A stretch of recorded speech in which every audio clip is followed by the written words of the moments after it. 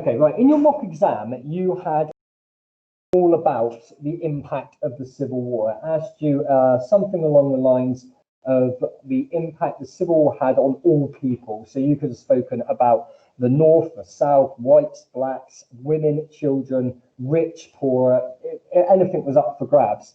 And when we go through this in a minute, you are going to kick yourself because hopefully you're going to remember a lot of what we talk about today. And it is just about remembering that detail, that story. So last week we looked at the causes of the Civil War and we actually did some of that in class. So make sure you're going over that, the long term, the medium term and the short term causes of the Civil War. The next part of the Civil War topic is to look at the impact which it had on the people that lived through it. And that's what we're going to have a look at tonight. Okay, so the first thing, subtitle, if you're going to write it, is the economic impact on the North.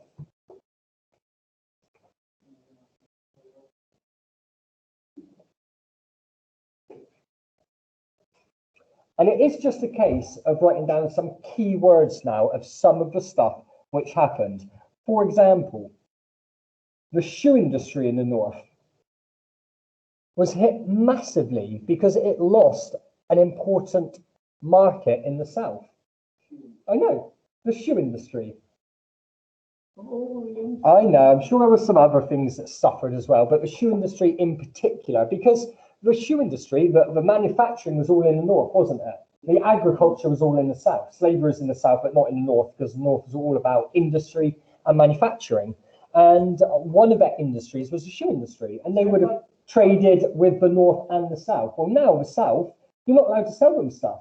The North has banned you from selling goods to the South because it might help them win the war. And as such, the shoe industry in the North lost a big customer, the whole of the South of the United States.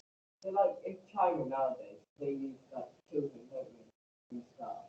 If they like ban child labour, then they're screwed. Right. I'm not so sure about China as a good example of child labour because I think they have stricter labour laws in places like India, for example, which is well known for using child labour.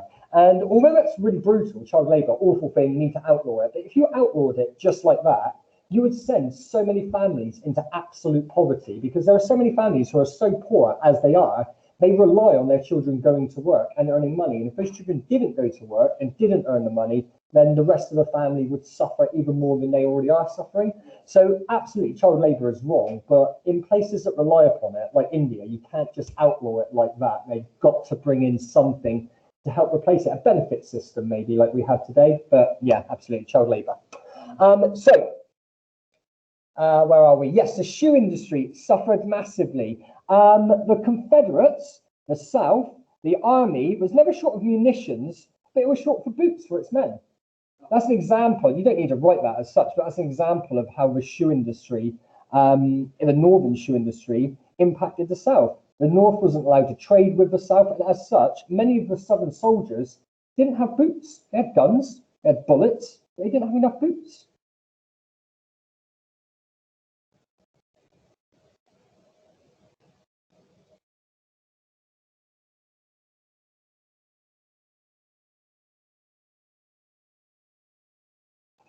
There were textile industries in the North that relied upon cotton.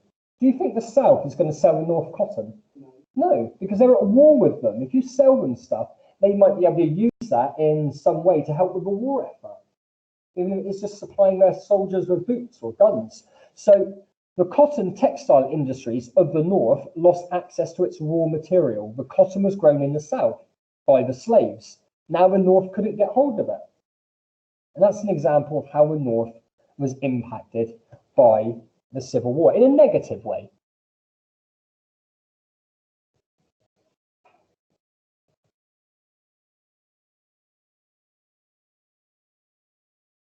You have got this in your book, so you don't need to write down too much, just a few kind of notes to point you in the right direction. There were some other industries in the North that actually flourished. If your industry was involved with munitions or the army in any way, shape or form, you are going to do well. And there is money to be made out of war. There is lots of money to be made out of war. So there were some industries that actually did do well out of the Civil War. It's not good enough to say, yes, the North was hit really hard. The shoe industry suffered, the cotton industry in the North suffered. Yes, it did, But actually, there were some industries that did very, very well out of the war. For example, if you were manufacturing arms, not your arms, obviously, but weapons, uniforms, railroads, those three industries there did particularly well out of the Civil War. So it's not all doom and gloom in the north. Do you think there had been more doom and gloom in the south? Yeah, there was, absolutely. And we're going to have a look at that in a minute.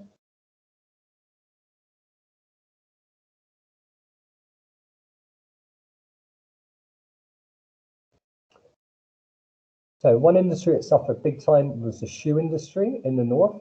It couldn't sell shoes to the south. And as a result of that, the southern soldiers and the southern armies were very short on boots. They often had enough guns and ammunition, but not enough of its clothing, boots in particular. The northern cotton industry suffered massively because it lost out on its raw material. All the cotton was grown in the south by the slaves. And there were some industries that actually did okay out of the Civil War. For example, ones that were involved in making arms and ammunition, uniforms for soldiers, any industries to do with the railroads, all of them flourished during the Civil War. Now, thinking about not so much the businesses, but the people of the North, they did suffer.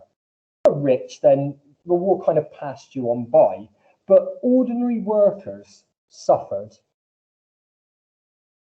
Why? Because of inflation. Key word there. What is inflation? It's the price of what? Yeah, yes, good. And what you can actually buy for that money. So what it's saying here is wages lagged behind prices as wartime taxes and inflation pushed them up. And what that means is because you're at war, inflation is pushing up the price of goods. So it costs a lot more now to buy a bag of coffee or a sack of potatoes. But at the same time, your wages were not going up. This is what happened to me when I was a teacher, when I first became a teacher.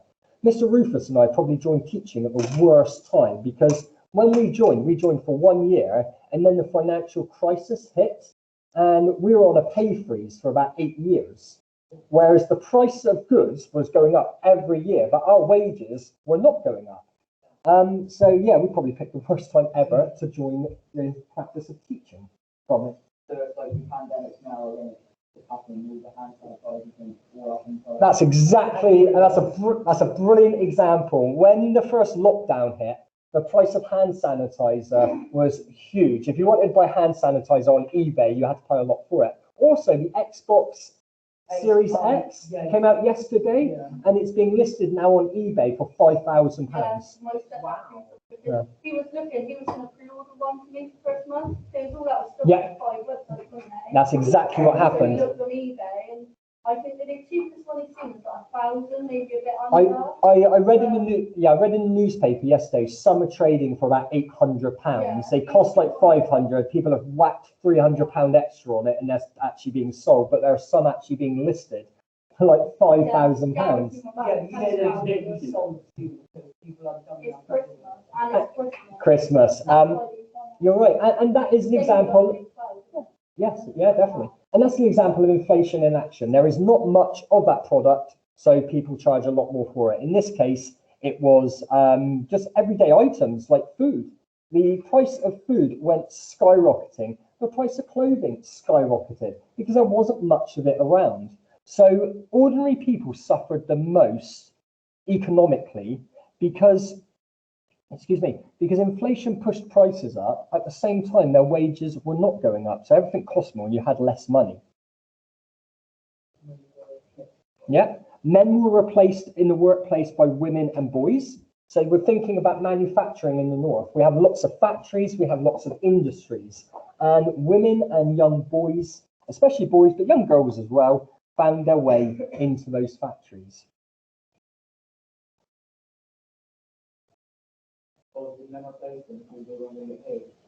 No, the men were away fighting in wars. So the women and the young boys replaced the men. Why does it say there? Yes. This was made worse by the presence in the workplace of boys replacing men. And although women and boys did a great job, they had to be trained. It was slow going. So productivity was not the same as when the men were in the factory. Things slowed down somewhat.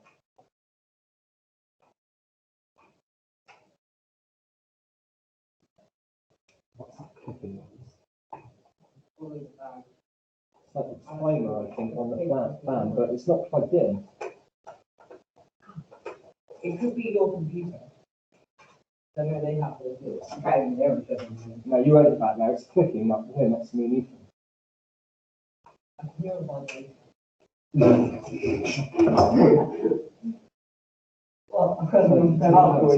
Okay, right, let's continue. So that's the north. One thing that I do want to show you is inflation here. This is in the Confederacy, so we're going to talk about that as an example for the South in a minute. But these are prices. So in 1861, prices rise by 12%. 4 years later, prices have gone up by 500%. So if something cost £1, now it costs £5. That's insane. Don't write that down yet. That's for the South. So your next subtitle is the economic impact on the South. Inflation always happens with war, isn't it? Yes, 100%. Because goods become more scarce. And when things are in demand and there isn't much of them, people end up charging more. And that's totally understandable. It's not necessarily good for people, but it's understandable.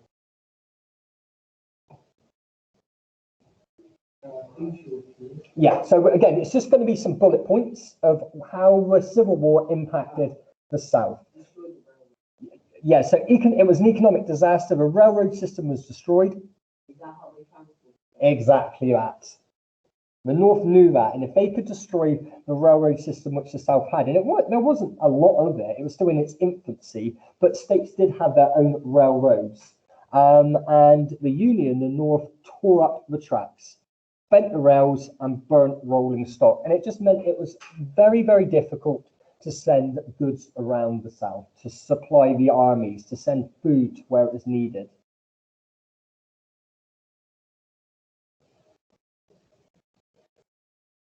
What was one of the South's main industries? Cotton. Cotton growing disrupted. Now, are you going to remember this? Probably not, but it's worth writing it down because every now and again you remember some random facts which actually are really good for the exam. Production fell from 4 million bales of cotton to, basically a bundle. Yeah, exactly, a hay bale. That's a good example. So it fell from 4 million bales a year to 300,000 bales a year. That is significant, like hugely significant. 4 million down to less than a million, a third of a million.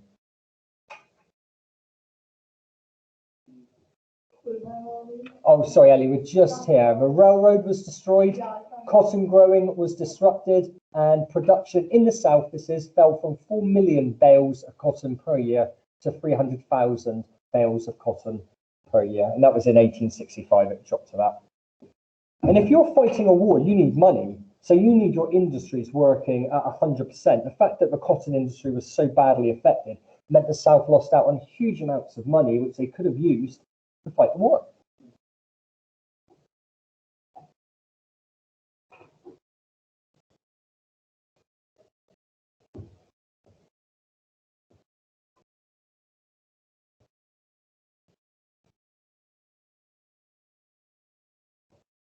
Okay, next bit, food shortages.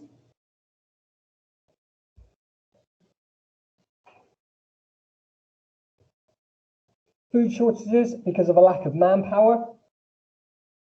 Farmers, slaves, people working in the fields. We're at war. It's easier for slaves to run away. It's easy for production to fall. And that's exactly what happened. At a time when we needed food, production fell because of the shortage of manpower. There were food riots. Do you remember when women rioted for bread? Virginia, well remembered, and you weren't even here for it. I showed you guys a picture it's a cartoon kind of drawing of a woman with a loaf of bread, with lots of women in the background who seem to be fighting, and lots of smashed windows of buildings, illustrating that women actually had to riot just for the basics for food. Bread riots in Virginia. You've got food riots, but then cotton growers also have that. No, they didn't help the government. If you read it, they made the situation even worse. Oh, no, you're there. Because the plantation owners continued to grow cotton. There were food shortages, but the owners of the big farms in the South, the plantations that used the slaves, they carried on growing cotton. because that's where the money was. That shows how selfish some individuals were. They cared more about themselves than actually the politics or even winning a war.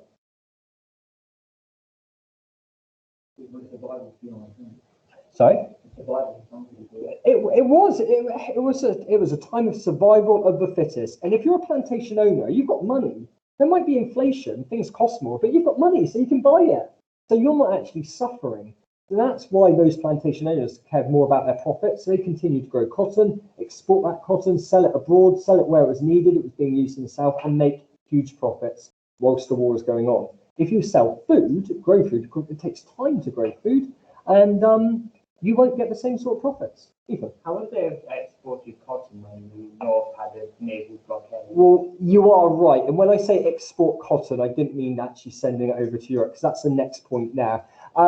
They didn't necessarily export it to other countries during the height of the war. You are right. It was difficult because the North kind of put a blockade as much around the South as possible to try to cut down on them selling stuff, but also receiving stuff. We were arming the South. We were sending weapons over to support the South. So, yes, you are right. There was a massive naval blockade of the South, which meant that they suffered shortages of pretty much everything, including food, weapons, everything.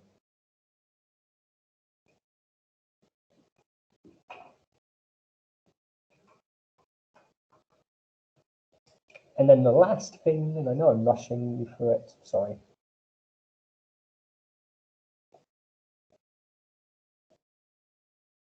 The last thing is the North suffered inflation, the South suffered hyperinflation. Prices ran away in the South. Yeah. Why? Because they started to print their own money. They're running out of money, they're running out of goods, they need more money, so they printed more money to buy new goods. Unfortunately, that meant the money became worthless, and it just further compounded the economic problems of the South.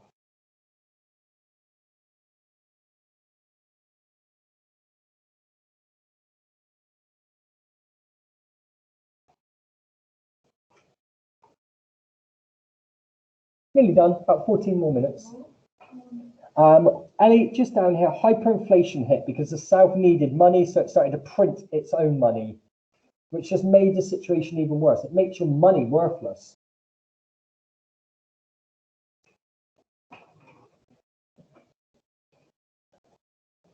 Now, if you wrote about some of these things on your exam, you would be doing very well. It's not a case of memorizing everything that we have just mentioned. If you can, that's brilliant. And some people will.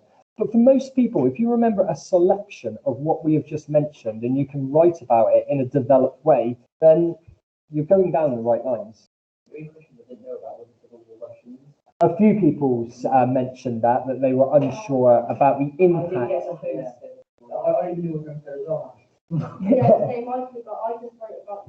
Yeah, when we went over it in class, I said the Homestead Act, 1862, 160 acres, it all kind of comes flooding back then.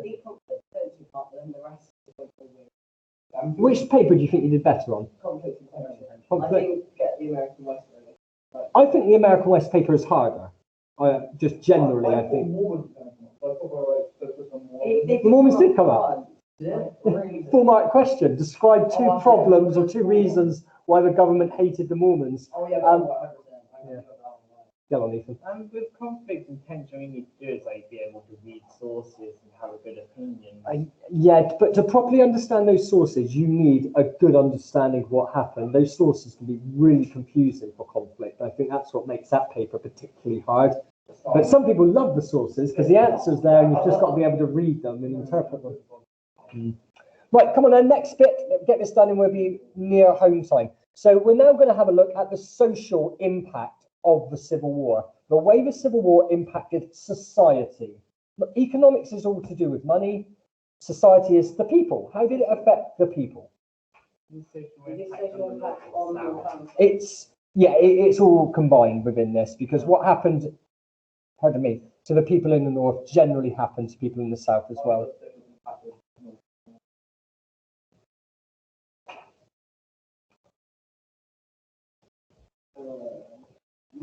So yeah, again, bullet points, men went off to fight. Women volunteered. sometimes as unpaid nurses. Some of them took on roles as farmers, plantation managers, and even munition plant workers. Should we give a list of what they did? You don't need to describe this, but I would be highlighting these things here, Dom. So women volunteered as unpaid nurses. Why would we do that? Because maybe they want to help their country. Yeah, exactly that, just to help. Yeah, 100%. Yeah, a good example of patriotism. Many of them were paid for it, okay? Some volunteered as unpaid nurses because a job needed to be done. Some volunteered as unpaid farmers, plantation managers, even munition workers, whereas others were absolutely paid for their role, their job. In fact, most of the women were paid. Have you noticed though, like in most countries, women have only got better during the war? Oh, 100%. Wars give women a chance to show their work. The women are outside. Yeah, it just gives them a chance. Any country where women are downtrodden or looked down upon as being below men, wars give them a chance to prove to everybody within that country that absolutely they are as capable as men. And that's exactly what happened here. Women experienced a change of status for the first time. I say the first time. They were gaining respect. They've been looked down upon as simple women. You can't work in a factory. You can't make bullets. You can't make guns. That's a man's job. You can't run a farm or a plantation. That's a man's job. Well, here are women coming in saying, well, absolutely, we can do this as good as any man.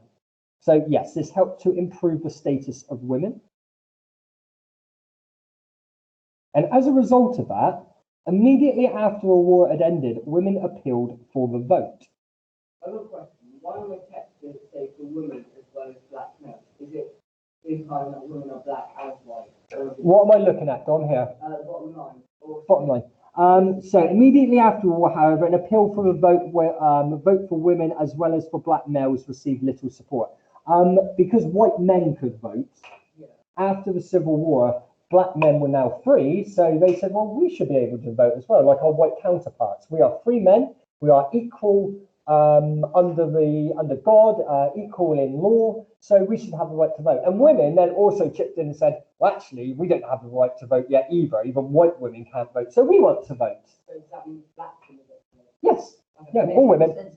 Yeah. But the point is that women did appeal for the right to vote after the war because of the fact that they were being looked up upon now. Their status within society had improved, their respect within society had improved, and they felt that they should be treated equal to men. Now, obviously, the men in power shot that down pretty quickly, but hey ho, it's a step in the right direction, isn't it? Can I move on for this?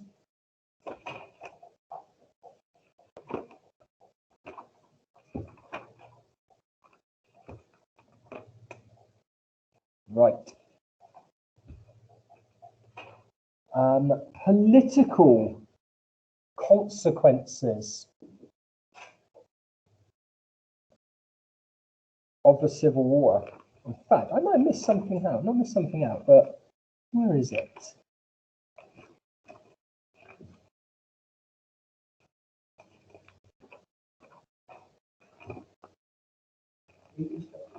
I know where it is. Okay, getting that in there. Right, now this is Reconstruction, but it was also very much about the impact which the Civil War had. The Civil War is now over, and these are the consequences. So you could easily argue that this is what 100%. So the 13th Amendment officially did what to slavery? Yeah, banned it, abolished it, ended it. Okay, the 13th Amendment, definitely a political consequence of the Civil War. 13th Amendment ended slavery. Abolished, ended. It's the political impact of the Civil War. We've looked at the economic, we've looked at the social, and now this is much more on the political side.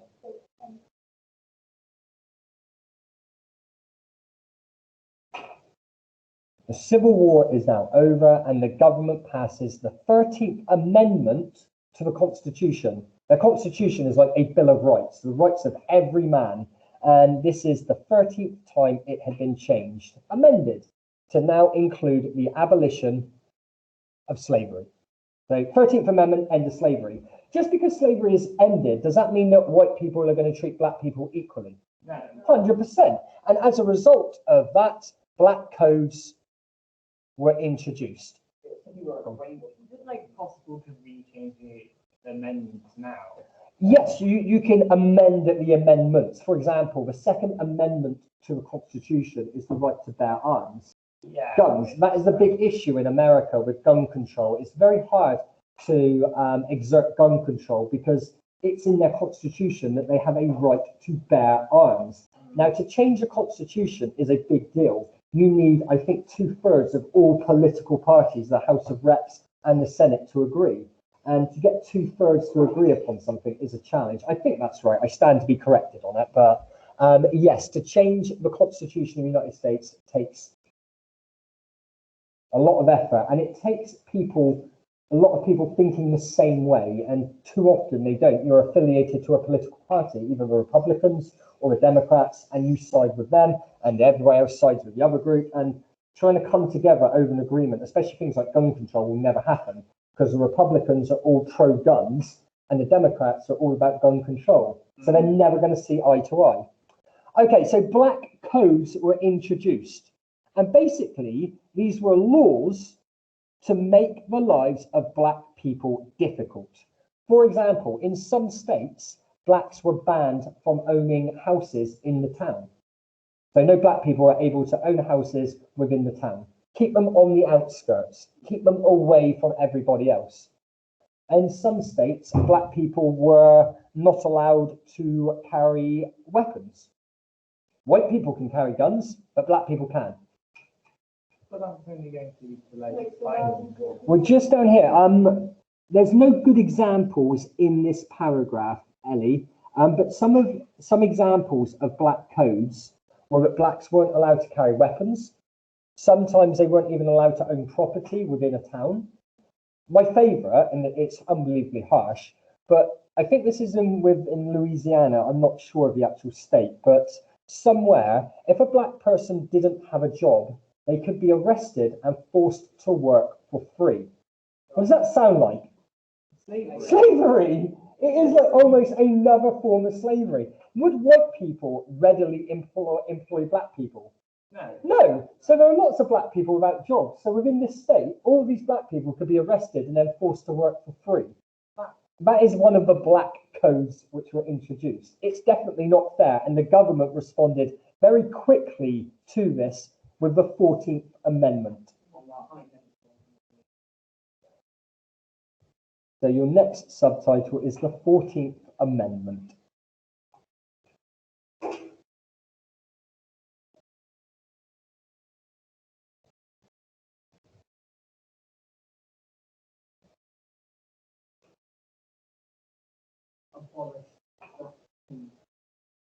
Basically, yeah, the 14th Amendment set to kind of abolish black codes, but it didn't say we are going to abolish black codes. What did it say? Equal rights, well remembered. The 14th Amendment guaranteed black people equal rights. Citizenship. You are a citizen of the United States, so are you, and those black people are also citizens, and they are exactly equal to you. So, 14th Amendment, citizenship and equality before the law. I think that's something that's worth writing down. You're meant to be treated equally by the law. That still doesn't happen today, does it? No. Like in London, if you look at the stop and search results, because police officers do not need they're meant to have a reason, but they don't. They make stuff up, and I totally believe that. And you look at the number of youths, young people who are stopped and searched by the police. There is a huge number. There's a disproportionate number of young black people versus young white people. The police stop more black people and search them than they do white. Why? Are they racist? No, I don't think they are racist, but I think there is definitely an issue where minority groups are targeted over majority groups. I think you are stereotyping, absolutely. Young black men are up to no good. They're involved in gangs or crime. They carry guns or weapons. And it is a stereotype. So will it disqualify political office? Oh, no. The 14th Amendment granted citizenship and equality before the law. No matter what the colour of your skin was, you were meant to be treated equally by the law. Men and women, yeah. Although women were not treated equally, they were very much looked down upon. They couldn't even have the right to vote, for example. But yes, murder is murder, whether you're male, female, black or white. I think that's what they were getting at here. Nearly time to go, but let's try to finish this little bit. So that's the 14th Amendment. Happy? Yeah. You could write the next one, couldn't you? The 15th Amendment. What was that? They could go to school for churches. No. Good guess. 13th Amendment ended slavery. 14th Amendment granted citizenship. 15th Amendment granted black male Job, suffrage. You are right with vote, but the word is suffrage. That's the word we are going to try to use. So the 15th Amendment prohibited the denial of votes because of race, colour, or previous servitude. That's a fancy way of saying that it guaranteed black male suffrage. Not women. Ladies, you aren't allowed to have a vote yet. You could be trusted with it. Black male suffrage. You are right in writing votes, and you will get credit for that. But we do try to use the correct terminology. Oh, is that what they call themselves? The suffragettes. They were campaigning for women's suffrage.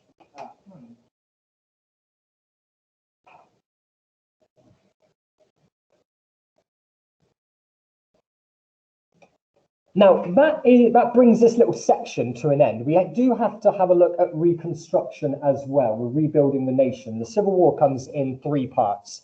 We've got part 1, which are the causes of the Civil War, part 2, the impact, which we're looking at now, and part 3, Reconstruction. Should we save Reconstruction for next week? Yeah. Yeah? People are saying yes. So it's still the Civil War, but it's part 3 of the Civil War, and we will look at what happened during the rebuilding of the nation. We might even have time then to move on to the homesteaders, which you need. So next week, next week. We were going to do homesteaders anyway, like the next 2 weeks. We said last week we did impact, and Impact, Reconstruction, then homesteaders. Absolutely. Whether we have time for homesteaders next week, I'm not sure. Hopefully we will, because I'll make the video work quicker. I don't know what was going on with it to begin with. It was playing up. Stop recording. Goodbye. Oh.